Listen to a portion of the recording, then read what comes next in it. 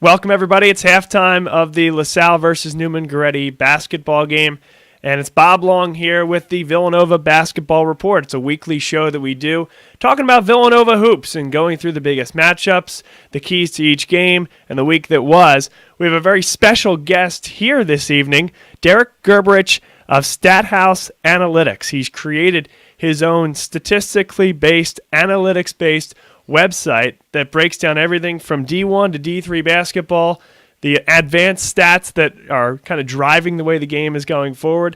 And we thought a great opportunity to bring Derek on and discuss everything that he has that he's working with on the site. So Derek, thanks so much for coming on. Thanks, Bob. Really appreciate you having me. Well, it's our pleasure, and I think we're all going to get a little bit of an education here. And let's start with Villanova versus Butler. It's tomorrow evening at 7 o'clock p.m. I know that you have put together a pretty in-depth preview of what we're going to expect in this game, and I'd open the floor to you. How do you go about beginning to evaluate a basketball game, and what advanced statistics do you start to evaluate as you're working through that, proposal, prediction, etc.? Yeah, absolutely. I'd say another big game in the Big East on Tuesday night, and where we start with that is just we take a look at an overall team capsule and compare the two squads between Butler and Villanova. I call it out for this game in particular because if you do take a look at some of those numbers, their statistical profiles are remarkably similar. So what you're looking at, if you're seeing their offensive efficiency and defensive efficiency numbers, that's their points scored per possession and points allowed per possession. You subtract those two, and you get their overall efficiency marks, which are exactly the same at 0.091. So very, very similar on a possession by possession basis. And then even as you go across the board, they like to play at the same pace, about 3.8 possessions per minute in the games that those teams play. Shooting threes and even the 3-point percentage that they give up to their opponents is very similar. The one thing that jumps out to me is the free throws they give up to their opponents. Butler's sitting there at 251 on the season, about 60 higher than Villanova. And I think in a game that we would think would come down to the wire here, a couple additional free throws from Villanova could be the difference.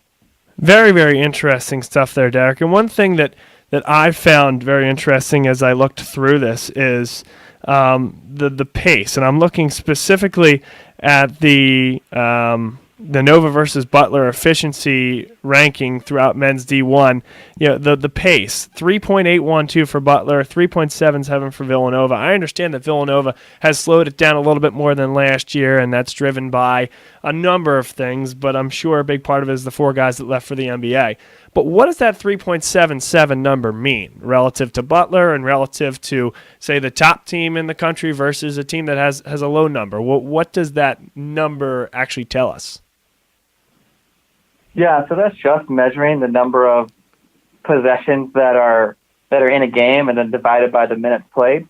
So it's really looking at not just individually, say, how fast Villanova is trying to play, but I think it's a better measure of how well they're able to dictate the pace because, maybe Villanova would say hypothetically want to play faster or slower, but the opponent also has something to say. So we take a look in aggregate of all the games that team has played and how many possessions are happening each minute of the game. 3.8, 3.7, I'd say is pretty middle of the road. Sometimes you'll see at the top of the NCAA teams up at 4.4, 4.5, and then certainly some below there. But that's what it's really trying to measure. Let's take a look, if we can, at the 5-player combo that you put up with Villanova. You mentioned you have this green circle going around that the top lineup in terms of a plus-minus is Gillespie, Booth, Bay, Pascal, and Samuels. I guess I'm interested to know, that's relatively starter-heavy, probably except for Jermaine Samuels, although he has started at times this year. What does that tell you, both from the numbers itself as well as applying it to the games you've seen Villanova play this year? Yeah, so what that's telling me is that's that's a lineup at least so far. And to clarify there, Bob, those numbers are just in Big East play. Okay. That Jay Wright is certainly able to trust, and one lineup that's consistently produced when they've been on the floor in those 5 games, plus 29 and 37 minutes. If I was Butler in this situation, that would be the lineup that I'd be keyed in on and attempting to stop, as that's what's driving a lot of Villanova's success. And once you get beyond that, if you're seeing down that list, it is much more of a mixed bag. Well, when I think about it, I'm glad you made that clarification about Big East play, because I look at that and most of those lineups are going to include, especially the ones that are doing relatively well from a plus minus, include Eric Paschal, include Phil Booth, and also include Colin Gillespie. And those are the 3 guys that I think have carried this team. It's interesting, though, Derek, they made a change shortly after their first Big East game against DePaul, where they took Colin Gillespie off the basketball a lot more, and they would put Phil Booth on as the point guard. And you've seen Colin Gillespie excel as a spot-up shooter, not that he was doing poorly as a point guard. But now I think the entire offensive scheme has kind of changed a little bit and given Phil Booth more of the keys to the car. My question would be is how would you think that could start to affect the numbers that Villanova is looking at as the season goes on, and how does that change the way the kind of the analytics can measure things like that? Yeah, for sure. It's a good point. And I think the impact of a move like that is where does it move everybody else to as well. So you mentioned Booth going to the point guard spot. Maybe Gillespie more of a natural fit at the 2. And I think the thought becomes, okay, who was playing the 2 before? And who was potentially getting some of those additional shots that are now going to Gillespie.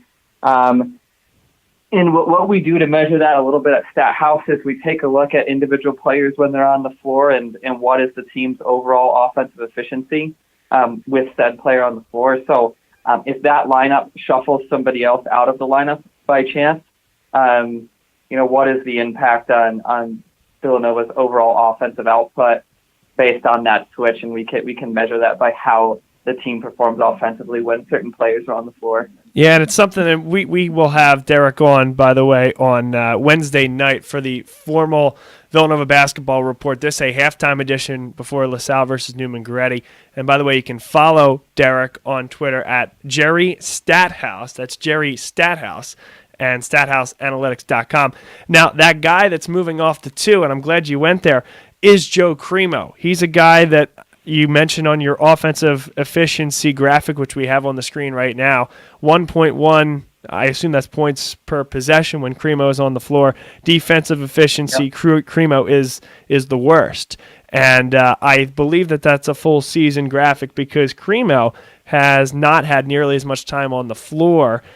He is shooting 40% on the year, but he is 2 for 13 from beyond the three-point line since the Big East play started.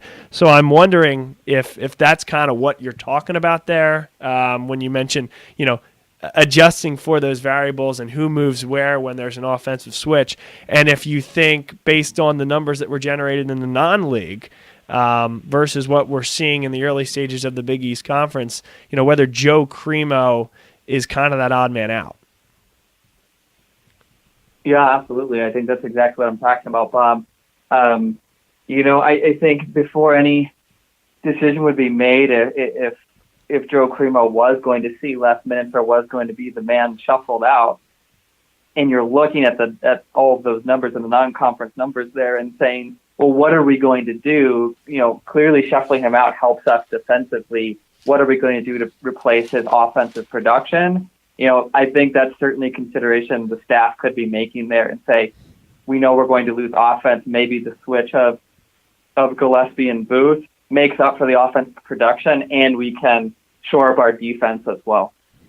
Derek Gerberich on with us here from Stathouse Analytics. Now, I want to get back to the Butler game as well because, again, that's tomorrow at 7 o'clock p.m. This is a Nova versus Butler preview. You mentioned LaVale Jordan seeing something about his team and not necessarily putting out the starting 5 that's most conducive or produces the best stats from an offensive, defensive efficiency perspective. Why do you believe that is? And then I'll take you back a half step as well and have you explain generally what you mean by Butler seeing a lot of production out of its bench, but not necessarily deciding to put some of those players into the starting lineup. Yeah, absolutely. If you look at sort of Butler's rotation so far in Big East play, and it's a similar graphic to the one that we had up with Villanova. There's no green circle on the top this time. It's the red box, and that's actually Butler's starting five that played 42 minutes so far in Big East play, and they're minus 11. A stark contrast to Villanova's top used lineup. And really, what I'm seeing or what LaVale Jordan is doing there is he's actually getting a nice spark from his bench when he's bringing Jordan Tucker into the game, and a little bit too with Nate Fowler. To go, and I don't know if you want me to go any deeper into that, Bob, but if you look at even their individual plus minus, the top two individual plus minus players for Butler so far this season have been Jordan Tucker and have been Nate Fowler, which is not common that a team would have their two top individual plus minus guys not in the starting lineup.